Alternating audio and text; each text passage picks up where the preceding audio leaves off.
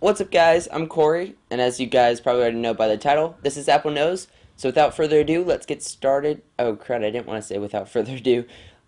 Let's get started and see what Apple knows this week. Okay, so I might have lied last week when I said that was the last story about the Verizon iPhone. I have one more story, and then I promise that's it for a long time until the iPhone 5. And so, the Verizon iPhone release was kind of a well, yeah, it was very pathetic. It was a horrible release in the stores. There were one story I saw was that two people were outside waiting for the Verizon iPhone while there were 90 Apple employees inside the store. That is an ultimate fail. That needs to be put in fail blog.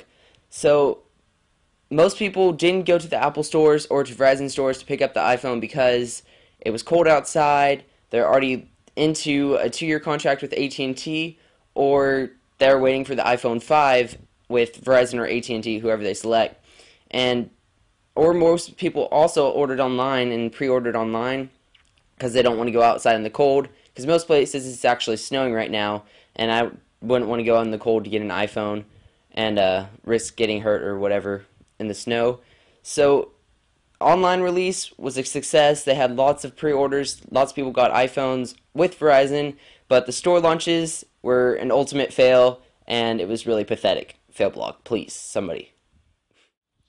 The Wall Street Journal says the iPad 2 is in production right now, which would make sense if they're going to announce it sometime in mid-February. So then when the release comes of the iPad 2, then they will be ready to hand out as many iPads as they can and get those out to consumers. Yes, consumers, I said. Is the iPod Classic due for a refresh?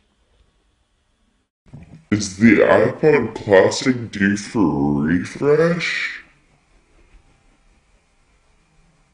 Interesting enough, the iPod Classic is the only iPod in Apple's line to still have a hard drive and not use flash memory inside the iPod, and it hasn't been upgraded in 3 years.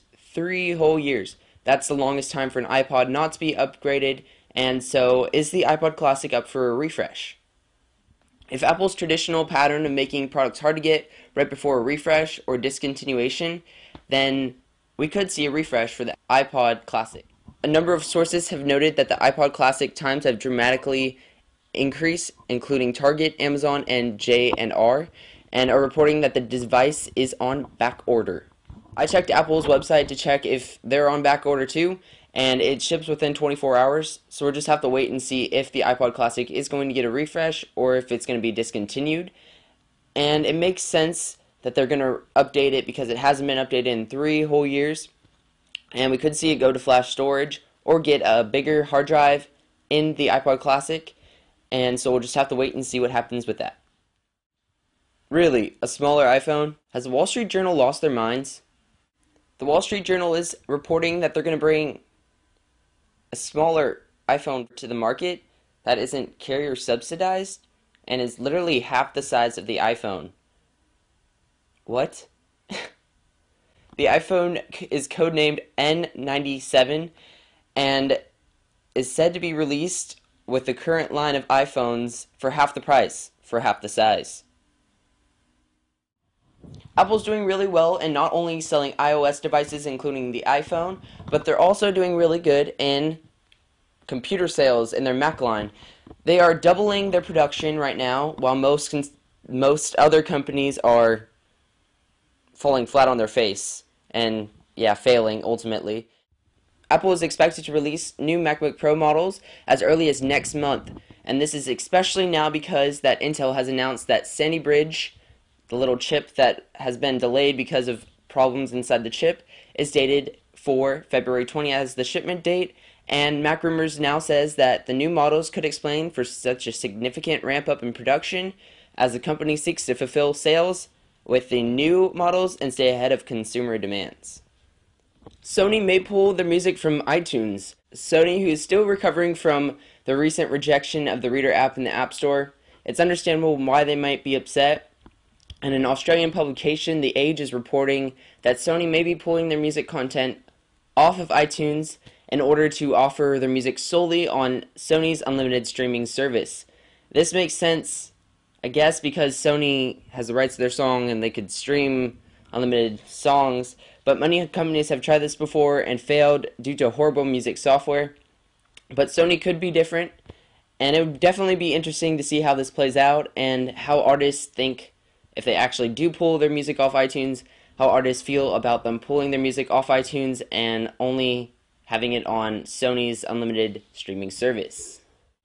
My dog won't move, so let's just do this with him here. You can see his head right here.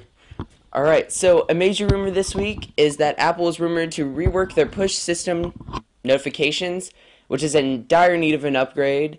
The push notifications are the little messages on your iPhone. Let me see if I have one here. Okay, so I don't have any, but your iPhone, you get push notifications. They're little messages when somebody posted something on Facebook about you on your profile or Twitter, or you received a text message or an email. Oh wait, I got one. And it usually vibrates. Soldier Knows Best video. He just posted a new Ask Soldier Volume 2 with bloopers. And so you can see the push notifications, but whenever you get a bunch in a row, usually you miss them, or they all come at once and then you miss all of them. So it really needs to get upgraded, and Apple has reportedly taken notice and could be aiming to release a new notification system for iOS. And they say that Apple is planning on hiring an app developer to give a service a touch-up, and the developer is not stated, and he probably will never be stated and announced, but the good news is that Apple's going to fix the push notifications, and we'll see that soon. That is all Apple knows this week. Check back next week to see what else Apple knows. I'm Corey, and to see what Corey knows, follow me on Twitter at www.twitter.com/CoreyEwing1.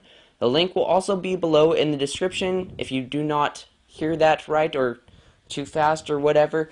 And I will see you guys in an upcoming video. So without further ado, bye-bye.